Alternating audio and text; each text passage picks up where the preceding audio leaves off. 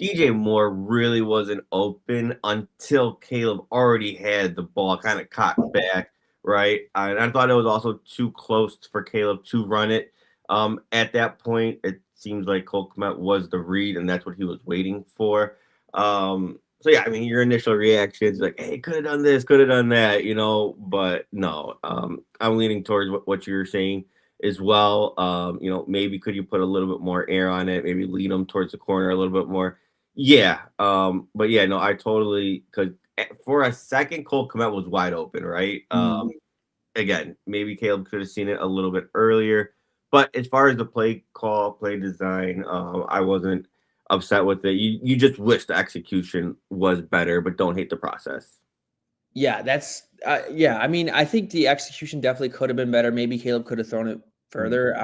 I don't know. Like at the same time, too, like the defense had a really good answer for that play, like or that player did, I should say. Like he made an incredible play because he basically just left DJ Moore. That's why DJ Moore was so open. Nixon just left him Yeah. because he saw Cole Kmet. So yeah, I think there's a lot of things that like you could have, like you said, Snyder, you could say coulda, woulda, shoulda, but like at the end of the day, like structurally, I thought the play worked and the defense kind of just did, or Keyshawn Nixon did something that he wasn't supposed to be there and ended up making the play on the ball. But yeah, I think maybe Caleb lofted it up and let that ball hang a little bit too much. But yeah, I mean, at the end of the day, the Bears had more opportunities to not make the play come down to a last minute drive, which we'll talk about. Senator, I want to start with the defense first, because I thought we talked about it on the preview show. I don't have a good answer for how the Bears are going to slow this Packers offense down. And I think you kind of saw that come to life a bit. I think ultimately what determined why the Bears were so non-successful on defense is they got absolutely shredded whenever they blitzed the Packers. The Packers against the blitz, the Bears only had a pressure percentage of 18.2%, which was the third lowest on the week when they blitzed. They allowed 11.5 passing yards per play. So basically a first down whenever they blitzed, with a 1.01 EPA per pass and 2 touchdowns on those plays as well. They got shredded, right? We talked about the Packers are the best team against the blitz, and it showed up here. They were getting beat in all types of ways. Crossers over the middle of the field that turned into big yak plays, deep down the field. Anytime they blitzed, the Packers had answers for it. And honestly, the Bears were much better when they did not blitz. The Packers EPA dropped from 1.01 EPA per pass, which again, that is an absurd number. Anything in the plus is decent, but a full point is absolutely crazy. But the Packers defense, or the Packers offense, passing offense, dropped from a negative 0.34 EPA on non-blitzes. So I think that's interesting to look at when the Bears will be going up against the Packers next week. Dennis Allen definitely doesn't want to sit on his toes or his hands and wants to force the issue. But again, the Bears don't have the pass rush to do that. So he probably felt like he had to blitz. But again, we kind of know the story with this Bears defense. If they can't fool you, if they can't throw off your protection, which they couldn't in this game, they're not going to be able to generate pressure. So you're just kind of exposing your coverage unit at that point. And you're taking less numbers in coverage and allowing these big explosive plays like they did against the Packers. Yeah, so that's the thing, right? You could kind of get away with that, when you're playing Spencer Rattler, Jackson Dart, and just some of the easier quarterbacks we've played early on. But it was almost like when we played the Bengals, right? And we gave up almost 50 points. Joe Flacco is just an ultimate professional. Has so many years under his belt, but he plays very quick and he throws with anticipation and he knows how to get to that first, second read just very decisively. And Jordan Love has been one of the best quarterbacks in the NFL at that. I mean, you've seen any time they blitz, this guy just firing it out there, right? That Christian Watson, that man coverage where again, love Chauncey Gardner-Johnson. He's not a man corner, right? Christian Watson just made an athletic move on that slant, took it for a big gain. You've seen those with Jaden Reed as well. I mean, the coach, the route concepts, and the quarterback just being so quick, in that situation and experience. They really made us pay for that. I mean, they weren't flustering him at all. And then shout out to Jordan Love. Like when he gets even pressure in his face, the guy can just backpedal and just deliver a strike. Like the guy's really good under pressure. He was awesome in this game. He was definitely hard to contain. Yeah, I totally agree, Snyder. Like his ability to throw off his back foot when the Bears did blitz and were able to like push the pot. That was the thing that was frustrating about the defense is like there was no free rushers. And we'll talk about the other side where that was like all the Packers were getting in the first half, where there was just like free rushers on free rushers in Caleb's face all day long. Like the Packers, it seemed like they picked it up every single time. And even when like you don't pick it up, his ability to throw off his back foot and throw it accurately down the field is really why he's played at such a high level this year. And it was a reason why he was just giving the Bears fits. And yeah, the Bears don't have, without Kyler Gordon, I just don't think you can have the same confidence in man coverage. Chauncey Gardner-Johnson, that's not his game. The Packers knew it. They were targeting him a ton. He was getting torched in man coverage whenever they wanted to play it. And that's the thing with this defense, right? Like the secondary is definitely their strength, but you got to remember Jalen Johnson missed all of training camp. He missed all of preseason. He's still learning this defense, right? This is a new defense. On that big play to Bo Melton, where he's that split field safety on that look, he's the cover two safety basically. He's getting caught flat-footed because his eyes are in the backfield. His eyes are in front of him. He's not getting depth. But again, like, yeah, you can blame him for that. But again, that's like an exotic coverage look that he's probably never done with Matt Eberflus, right? Like how many times has he been the cover two safety and like an inverted cover two look? Like he's never really done that before. So he's just getting back. He's just getting his legs underneath him on top of he's learning a new defense. Right. So like even the strength of this defense, Kyler Gordon missing the game in pre-warm-ups, like they can't even rely on that right now. So it's just a unit that's really trying to find themselves. And I don't have a great answer for that to get better throughout the season. And I think this was just an example why. But the fortunate part, Snyder, the only silver lining with this defensive performance was that they were better when they did not blitz. And I'm sure they're going to probably change up their approach when they play the Packers in 2 weeks. Yeah, another thing about the defensive line kind of graded out a little bit weird to me. Like you've seen Montez Sweat with a 35% win percentage, Grady Jarrett with a 23, but they really didn't make their presence known. Like Montez Sweat only one sack. That was the only sack on the game for the defense as well. And then again, outside of that, you didn't see any of Gervon Dexter, didn't see any Austin Booker. So again, like it just never this season, it's never come fully together for this defensive line. And it's just like, do they have the ability, to? And I don't think you're seeing it there.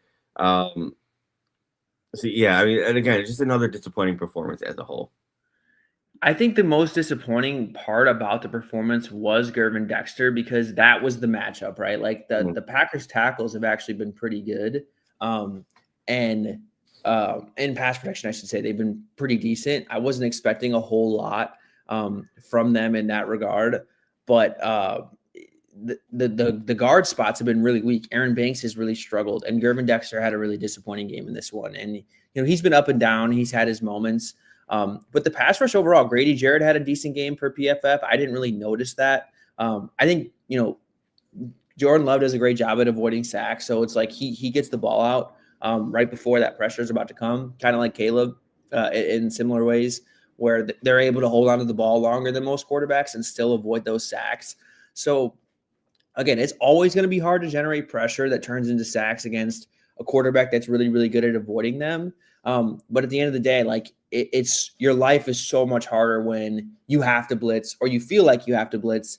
And you don't have confidence in your front. And while they had decent games per PFF, I just wasn't noticing a lot of quick wins when watching the broadcast copy and then going back and watching the All-22s.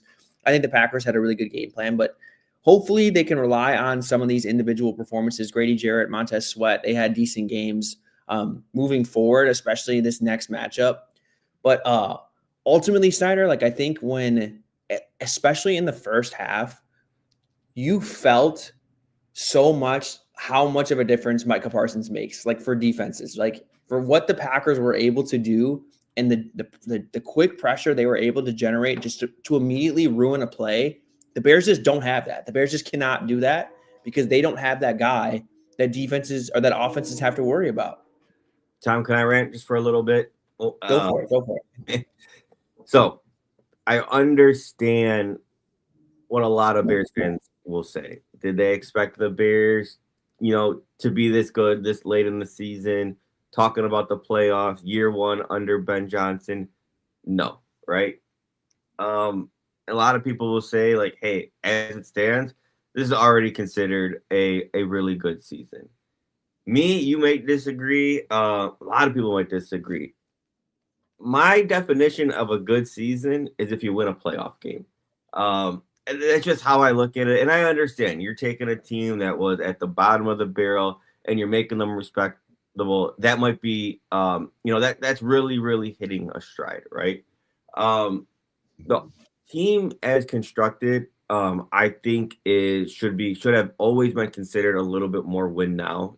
Just giving some of the veterans you have, some of the trades that you made. And again, I'm not saying like those were the expectations I had, but it's just the way the team was constructed. And then I started to believe in the coach, right?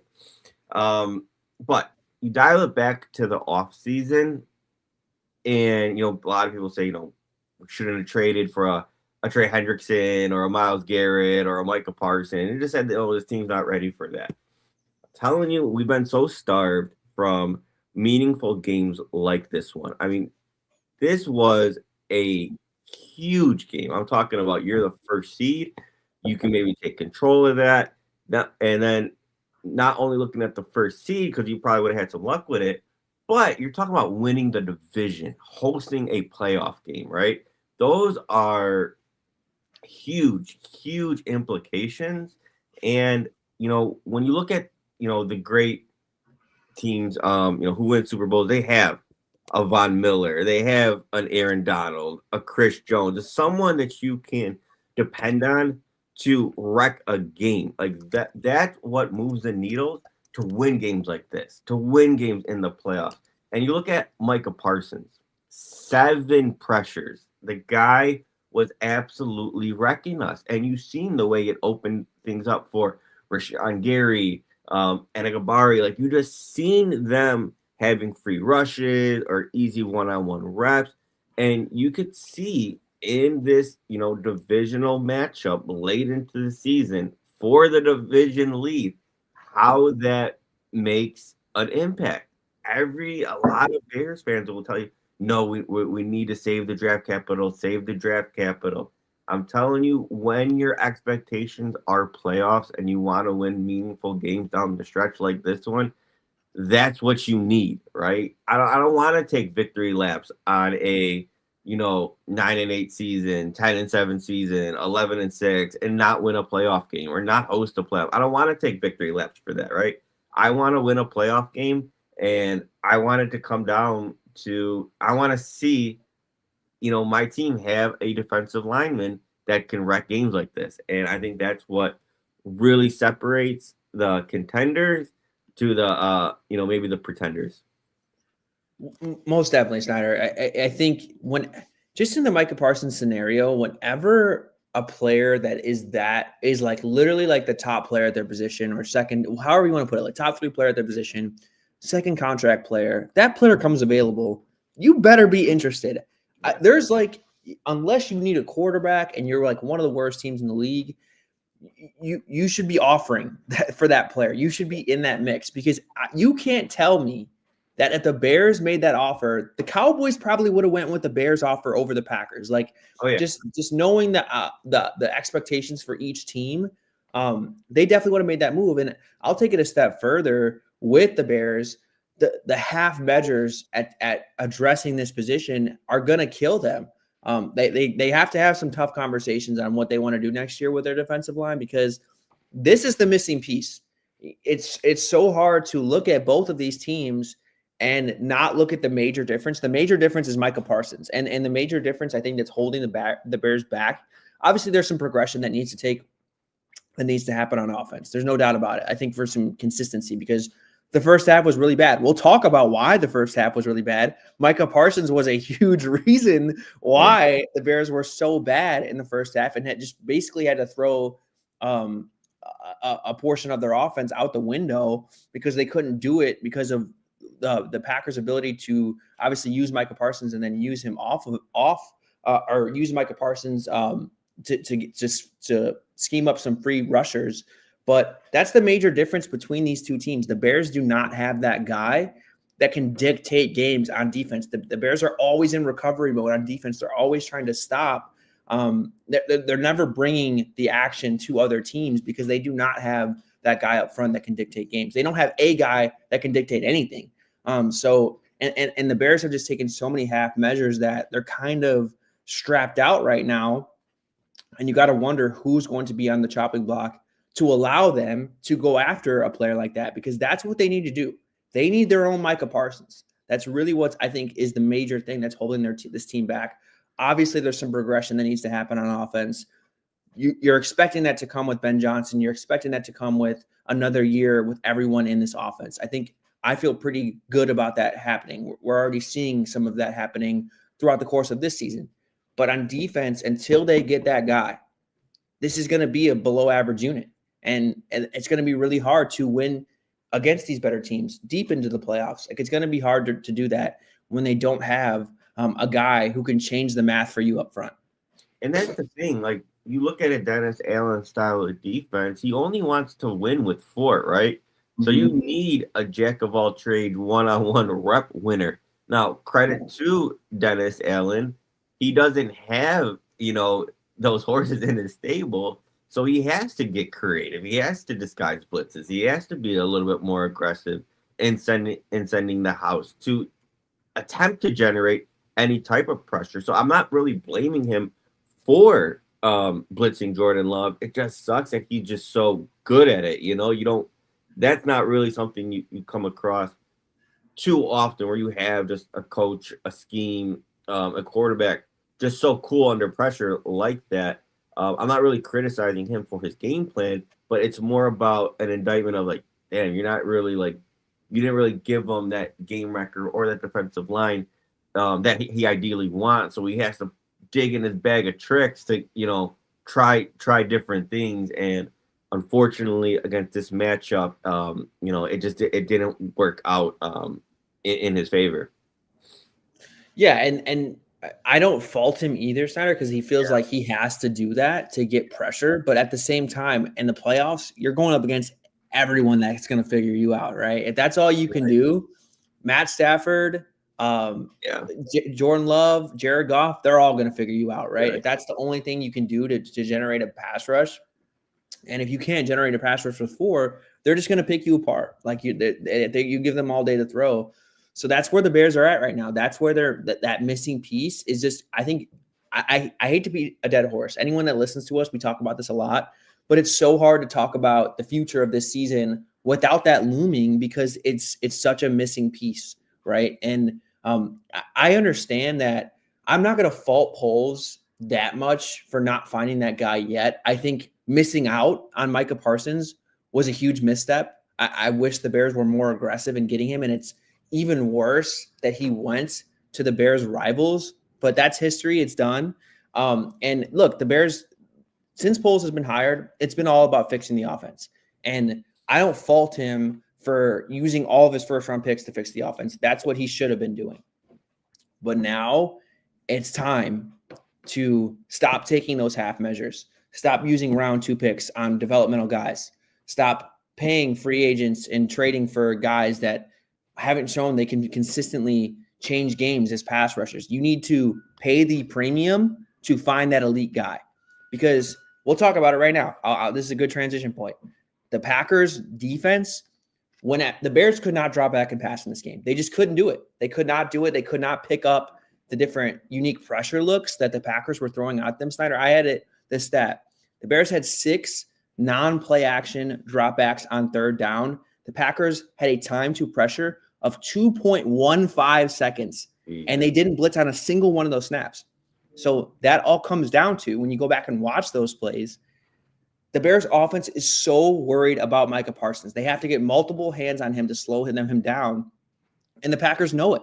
They know that they're showing so much attention to him that it just schemes up so many free looks for the rest of the Packers defensive line. They're looping guys. They're getting free rushes. They're just destroying plays from the moment the ball is snapped because the Bears have no answers. They can't drop back and pass because they're in bad down and distance situations where they need to pick up a lot of yards.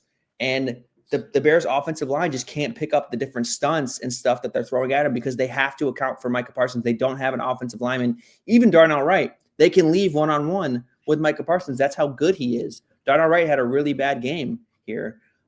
So it just allowed them to just totally destroy plays. And they were really bad on third down and stuff like that. And then in the second half, the Bears were just like, fuck it. We're not going to drop back and pass anymore. We're going to run the ball and play action. I think Caleb Williams had the highest play action percentage this week because they could not drop back and pass. They couldn't pick up those looks. They couldn't block it up. We talked about this game is going to come down to, can the Bears block it up long enough to get those chunks down the field? In true drop back situations, they couldn't do that. It came in play action and broken plays that they were able to salvage some offense. But to me, that was the biggest difference in this game, that whenever the Bears had to drop back and pass, which was largely most of the first half, it was just an absolute nightmare disaster. Yeah. Tom, I don't know if you've seen this play, and I don't think I've ever seen this in a game. I seen a play where Michael, and this is why I say, like, yes, Myles Garrett's going to win Defensive Player of the Year. He'll lead everything in, stats, advanced stats, but I will always say that Micah Parsons is the best football player in the NFL. I seen a play where he is kind of like schemed inside where he's one-on-one against Jonah Jackson, right? And he totally beats Jonah Jackson, but as he's doing that, he pushes Darnell Wright out of the play. So he's almost just like taking out two offensive linemen and just like pushing him, then beating the guy that's in front of him and just wrecking the play. It just plays like that you're like, holy shit, this is a Hall of Fame level talent because they could just absolutely take over a game. And why it elevates the game of Rashawn Gary, Anakabari. I know Devontae Wyatt is out, but why he's having his best season as well. It's just stuff like that you can't you can't win against that, right? But yeah, I mean, we couldn't do anything the first half, right? And like you said, a lot of the Bears' best plays came from Caleb doing his special things, extending the plays, making a throw on the run. But at the same time, like, again, you love that, right? You got to give kind of credit to that, but that's not it's not really like the clean operation that Ben wants in this offense, right? That's not the clean operation that's going to continuously move the chains, drive in and drive out. So you just want it to be a little bit more clean. Yeah, you definitely want it to be more clean. The Bears run game, I thought, really struggled in the first quarter. They kind of turned things around in the second quarter, the second, third quarter, and fourth. They actually were pretty good at running the ball efficiency-wise. They had a positive EP. I think they had like the fourth highest EPA per rush on the week. And then their success rate was really good. They didn't break off any explosives, which definitely hurts. Like, that was the missing element, I felt like that. But we kind of knew that going in. They weren't going to be able to just like rip off those huge chunk runs that they were doing against the Eagles. This was a better defense. This was a better run defending second level. So that was to be expected. But at the end of the day, like, I think the Bears, it was kind of like the same story that we've seen throughout this season for this team, where they're making mistakes early in games. Things aren't clicking. And against the Packers, when they have Micah Parsons, your margin for error gets that much smaller, right? It shrinks, right? Because whenever you're in those third and longs, whenever you're behind the sticks, the Bears had no shot. The Bears had no chance unless Caleb did something crazy. Their big plays came off of all play action. Like that's what they had to do to block up Micah Parsons. So that's a hard way to live sometimes. I love play action. It's a great tool to, I think, scheme up some easy looks. But at the end of the day, that's a hard tool to continue to rely on when the game isn't close like it wasn't in the first half. Like, you can't, if your run game's not clicking and you're down 2 scores, like, it is hard to use like, you want multiple options in the passing game, and that's not really what play action allows you to do. So yeah, Ben kind of knew that. That's why he called a bunch of screens. That's why it was mostly play action, because the Bears just had no chance in those true drop back situations. And this was never going to be a good true drop back team, or like somewhere that's where this was never going to be an area of the game where the Bears could live. But like, to have absolutely no chance is kind of a scary place. But I'm glad the Bears adjusted. They definitely were just like, screw that. We're not going to do that. And they got the run game going. They got the play action game going. And then Caleb, I thought, had a really, really strong second half. Yeah, and then also, Tom, I think prior to that, all those like screens and all those like motion, the Packers were super instinctive and just blowing that shit up. So like none of that shit was working as well. But yeah, the second half, I think it did show a lot. You've seen them play just a lot quicker, a lot cleaner. And they were just making plays. You've seen the run game kind of get going. I mean, the first halftime, we had like 11 yards passing. Like, it was something crazy like that. And then you didn't really see like the impact in the run game at all. But the Bears actually ended up finishing with like 135 yards rushing. Like they got it going a little bit. They were way more efficient. I think the EPA for both Monangai and Swift were both above 4. So, you in that second half, you were kind of leaning on them. Then it was opening up the play action. It's just wish that you may could have got that the full game. Yeah, most definitely. It's for sure. You wish that that run game could have got going earlier on. I think that was a major reason why the Bears were in so many shitty situations in that first quarter. And then, yeah, I think it just took a minute for the passing game to click. To be fair, Center, we sound pretty negative right now, and I don't want to sound negative. Like, the whole game wasn't bad. I'm actually really happy with how the Bears responded. That is not what we're accustomed to as Bears fans. Like, when the Packers are able to get like 2 long touchdowns, those games are usually over. And we all kind of thought that. We were talking in our group chat like, oh, like this is over. This game was over before it even started.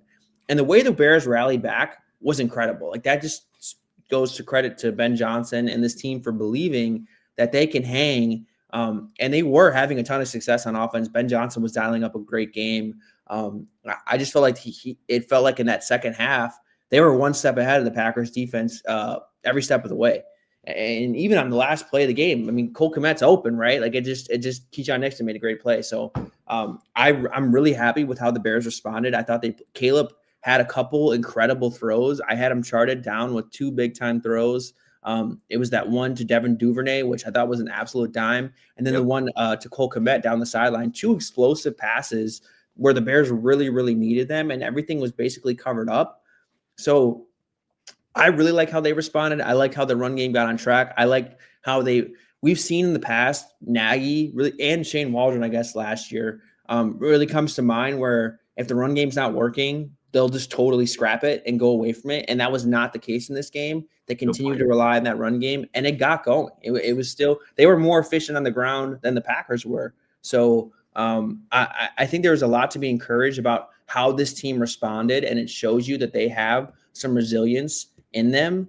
I think in order to really be the better team when the Bears go up against the Packers again, they can't afford the lull. Like, they need to be this good for 4 quarters. Yeah, no doubt about it. And that's the thing, right? You're right. What we've seen in the second half it's just like makes you itch for more, right? Yes. Because I've been saying why, even though, okay, we mentioned kind of like the shortcomings of the defensive line. The reason why I've always been so excited and so optimistic, and why I believe my Bears can hang with any team, is because this offense hasn't been fully unlocked, right? You haven't seen it put together for a full game, that the run game's going, the pass game's going, the offensive line is going, Ben Johnson in his bag going. Like, you haven't seen it click for the whole game. But I think you've seen it on the second half of the game, right? You've seen them respond. You've seen the offense feed off of each other. And, it was just an awesome second half. Now, if the Bears could do that for a full game, maybe they win this game. And, maybe it does click. And maybe you go against another tough match. You play the Packers at home in just a couple of weeks.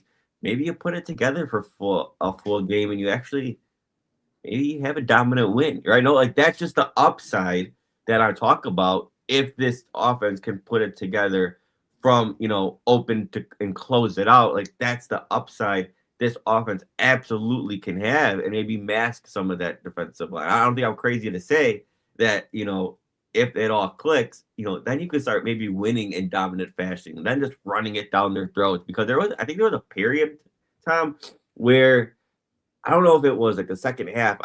It was something like this. I could be off.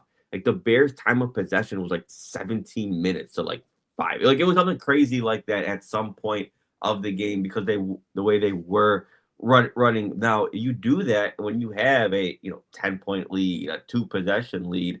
Those are, if the offense is clicking, those are the situations you could come into and actually seal away if you are dominating the clock like that. So again, kind of ranting a little bit, but that's just the upside that I could see with this offense when it's clicking from the start, and then you can just totally finish it out.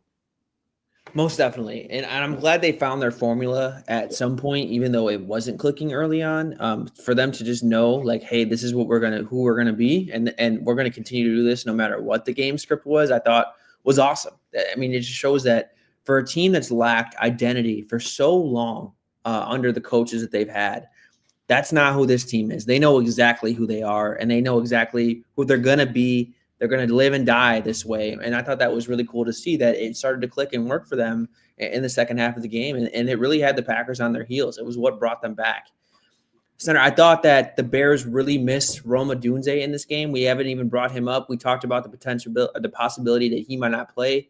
Turns out he has a stress fracture, and he's considered week to week. He's been playing through it all season. I think it kind of explains maybe some of the play that we've seen from him, because that's a pretty serious injury to play through. I thought, to me, Steiner, whenever I watch, this has been the case for 2 years in some regards.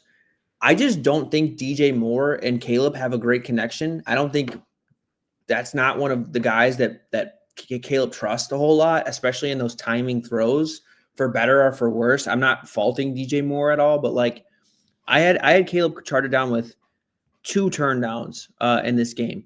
And turndowns, what I consider are just like open throws that he needs to make, and he doesn't make them for whatever reason. Both of those plays were to DJ Moore, and I think that's just like a reoccurring theme that I don't know why he just does not feel as comfortable targeting him like he does Burden, Rome, or Loveland. And yeah, that's going to be something the Bears are definitely going to have to explore in the offseason, with DJ Moore being the highest paid receiver on this team. And I think, for him to only have negative yards in this game, I know there's a couple plays that fans are pointing out he's open or whatnot. I think, that stinks, but like that, again, like when you're looking at how the Bears can, better use their resources, it's definitely something you have to consider moving forward when you get a healthy Rome Odunze back, and just how, even with Rome's absence, how still you weren't able to get DJ Moore going. Yeah, I mean that's and I love DJ Moore, right? That is my guy through and through. I've never turned on him. You haven't either.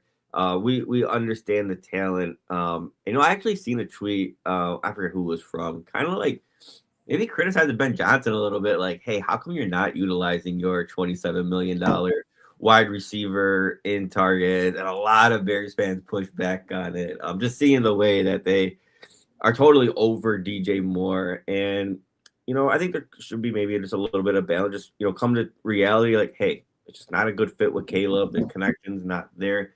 And maybe Ben isn't utilizing right. I think there's a little bit of a balance there. But here, the reality of the situation is it just makes no sense for again, when everyone's healthy, he's probably the 3rd or 4th target leader in targets on the team. There's never a case where that warrants making north of $20 million against the cap. And I think if you trade him, you could save a ton of money on there like that. It's just simple math, right?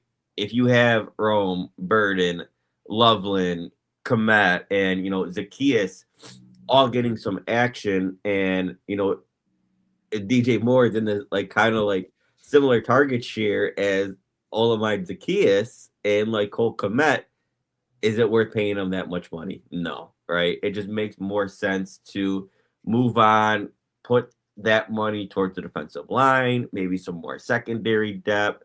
Maybe you have a conversation at, if you can get aggressive at the left tackle position, whatever it is, they're just more responsible and more important needs that the Bears have versus paying DJ Moore all that money to be what, third, fourth, fifth target leader. Just doesn't make sense.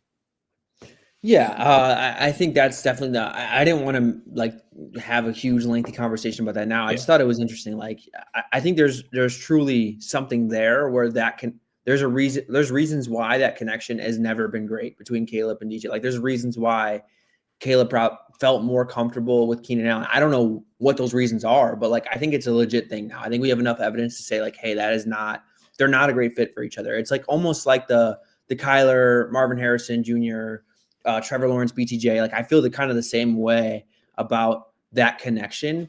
And it's funny, like shout out to Start Kyle Orton on Twitter. He was talking about like DJ Moore just like not being a great fit in like a highly driven timing offense. I kind of agree with that. I think there's a reason why he had his best season with Justin Fields, who was like totally anti-timing. I think he just maybe needs to be in like a different, more vertically based offense. Maybe that's where he's at his best, because that's what the Bears were in 2023, where he was having a lot of success just on the outside, not as the X necessarily, but like just on more of a vertically driven route tree.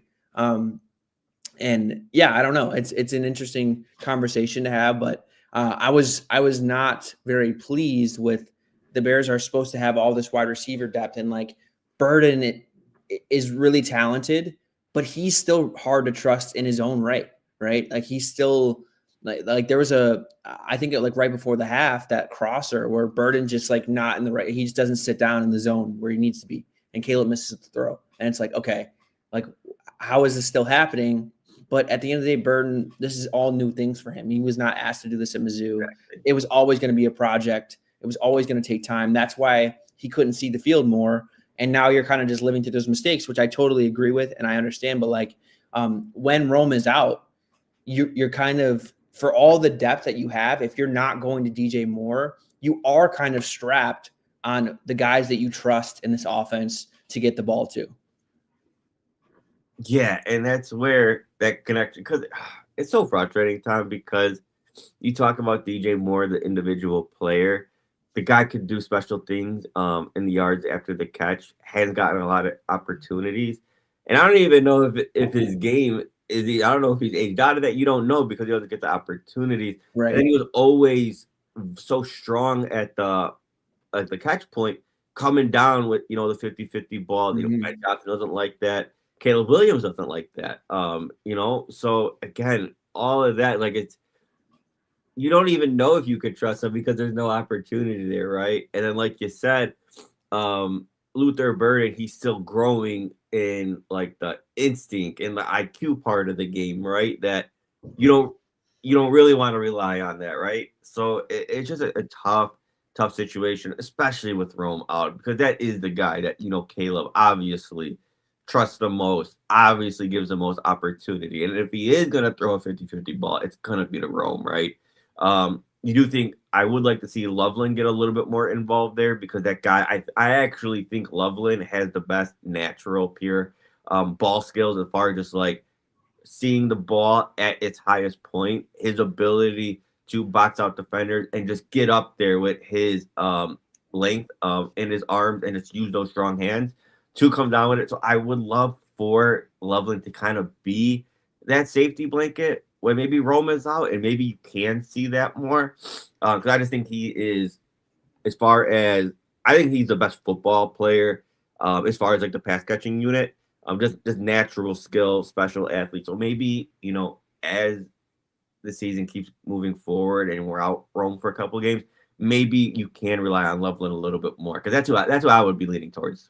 100%. I think you're seeing him get more involved, but again, like I don't want to fault anybody in in these situations. I think it was just kind of the circumstance, but like with the Bears drop back offense not being where it needs to be, it's not like these players were like in isolation and they're not winning. Like the Bears offense is kind of like they're scheming up primary guys, right? So it's hard to like weigh in on like who's getting open or not. It's like no, like this is more like driven by the structure of the offense. That's what I'm trying to say, because it's so play action centric. It's so there's only so many guys in the route. They're keeping guys in to protect. Like that's why like the statistics aren't crazy for any single person. But I thought that you had even more issues in those drop back situations when you were lacking Rome Odunze. You don't have that guy you trust on those third down situations, which we know the Bears do. But yeah, I'd definitely like to see Loveland in more of those situations. I thought was really good in this game as well. Honestly, the offense just overall, like whenever they didn't have to drop back and pass, they were really, really effective. And I'm sure the Packers will have some adjustments next time around. So the Bears will have to prepare for that. But overall, I was pretty pleased with how they responded. Caleb's performance, people were talking about the missed throw because it was like the first thing they saw in the game where he missed DJ Moore over the middle. Other than that, I thought he was really accurate all game. He made some pretty crazy throws on the run. I really liked the game he played. There was a couple misreads. There was a couple turndowns, but all in all, Marvin Moore's pointing out that he should have ran for the first down. He definitely could have ran for the first down. Again, we talked about this play. I don't want to rehash it earlier in the episode. Keyshawn Nixon made a great play. He peels off DJ Moore, and he wasn't supposed to be there. So I don't really fault Caleb necessarily. That was just kind of a great play by the defense, in my opinion. But yeah, he definitely could have ran for the first down. There's some odd like lack of awareness on Caleb's part where he doesn't like pick up first downs and stuff like that, where he'll just slide way too early. I think that needs to change. Like that happened like it didn't matter. It didn't end up mattering because the Bears were able to pick it up each time. But there was a throwaway on a 2nd and 1 where he easily could have got the first down. And then he also slides and takes a hit he shouldn't have way too early, I think on the second to last drive, where he climbs the pocket and just slides right before the first down. Look, I understand trying to protect yourself. You're the guy you're the most important player on the team. But at the same time, like, dude, pick up the first down. If you only need a yard, like just pick up the first down. He needs a little bit of awareness in that situation. Do you remember on the Steelers game where like he's running out of bounds, but he's taking his time to get fully out of bounds? And I think it was Jalen Ramsey or Patrick Queen just totally put him on his ass. But I know he was slowing down and he was running him out of bounds, but he was still in bounds when he got put on his ass. So just like the overall awareness, he needs to step that up a little bit. For sure. Yeah. There's definitely been like a handful of moments where that's been the case, where it's like, okay, like I get you're still learning, but like you got to have a better feeling for where you're at on the field sometimes. But overall, I was pretty pleased with his performance. I thought he's had three pretty rough games before this one. The Eagles game was okay. But I thought, all the way from the Vikings to the Steelers game to the Eagles games, they definitely weren't his best games. And I thought this was definitely a bounce back in the right direction. And I'm glad to see that he really turned it on when the Bears needed him to. And that's always a plus. And he only took 1 sack for all the pressure the Packers were able to generate. He only took 1 sack. And that was on a completely unblocked pressure. So all in all, pleased with the offense. They definitely, hopefully they can finish next time. But again, it doesn't come down to one play. I think that if anything, Senator, I would credit the Bears' loss the most to their slow start in the first quarter. Yeah. Yeah. I mean, here, I see, obviously this one stings, right? Again, you're talking about first seed, division, and, it kind of puts a wrench on that right now. It leaves Bears fans a little bit more worried. So I fully understand that. I came across a post by, I think Snyder just had some technical issues, but I think we got him back. Yep, back like I never left. What I was saying, I seen a post by a Packers fan just saying like, "Hey, as a diehard Packers fan, give Caleb his credit. we are one of the best defensive across the league. And that's probably one of, if not the second best performance he's seen from a quarterback the entire year. So just for a Packers fan, like a reputable Packers fan, I forget who it was, just to kind of give Caleb that shout out and, give him his credit for that second half that he played, the plays that he made, against his style of defense. I think it's actually spoke a lot of volume to me. Because, yeah, I mean, this game definitely stung. There's actually a lot of takeaways that you're like, damn, the Bears made this really close. We're like almost a play and a 2-point conversion away. We're right there against a damn good team. There is a lot to still keep you optimistic and still be excited for. There's definitely a lot to be. Again, I that's why I feel ultimately. Obviously, I'm not happy they lost. Obviously, I'm not happy they're not the first seed anymore. But like, I wasn't worried. Like, I never thought the Bears would just like totally get outmanned by the Packers. But like, it was a possibility, right? Like, there was definitely like we saw it kind of unfolding in the first half that okay, the Packers look a lot better than the Bears, and the fact that they were able to storm back the way they did, it just shows that this team knows that they can hang with the Packers, who are one of the best teams in the NFL, and they'll have a chance to win. In 2 weeks. And ultimately too, like this wasn't even the Bears' best team in full form. And when I say that, I'm talking about moving forward for years on, right? Like this Bears team is still growing, where I think the Packers are closer to the more of their finished form, which is a damn good team. I'm not trying to like say that to water down to the Packers, but like the Packers are a contender, right? The Bears were not supposed to be that this year. And it's encouraging to see for sure. All right, Snyder, I think we covered this game pretty up and down. Is there anything else you want to add before we get out of here? No, I mean, here we have the Browns next week, which you're hoping. I'm not going to overlook anyone. You hope it's that game that the offense can continue what they had going in the second half of the Packers game. But hey, you get the Packers at home the week after that, Saturday Night Football under the lights, and hey, maybe you put a full game together. Maybe you get your revenge. Maybe you get a little bit help from some other teams this week. Maybe you are fighting for that first place in the division again. So it's right there. And like I say, if the offense can click, maybe mask a little bit of defensive line, and you keep some of that turnover luck going, the Bears could find a way to win and win in a dominant fashion. That is the upside of this Bears team. If this offense can put it together, it's not crazy to say that it can happen just in 2 weeks in that revenge game against the Packers. So again, I'm still very fired up about that. For sure. They definitely, I think we've seen that they have the potential and capabilities to do that, but it's really important that we're going to talk about this on the next preview show, that they close out this Browns game, because it's kind of a trap game, right? It's the Browns are quote unquote a bad team placed right in between two huge games. So it's really important that they take care of business, because they can't really afford to lose another game. Right. But yeah, we will be back to preview that Browns game. So until we are back, keep it real and bear down. Bear down.